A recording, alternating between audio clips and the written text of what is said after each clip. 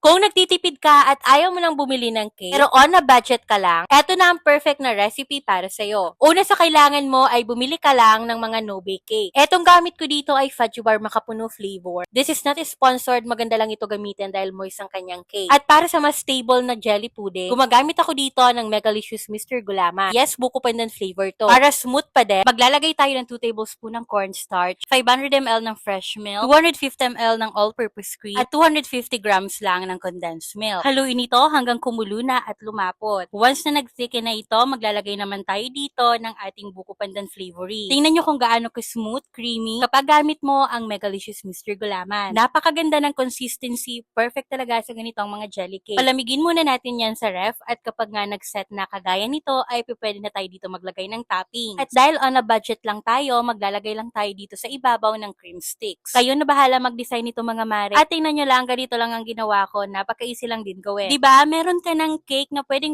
mong ipangregalo o pwede mong ibenta. O diba, hindi mo na kailangan gumastos pa ng napakamahal. Pwede ka nang gumawa nito sa bahay. Hindi mo na rin kailangan pa mag-bake. Kaya naman mare, kung gusto mo pa ng ganito mga dessert recipe, pang negosyo idea, follow for more.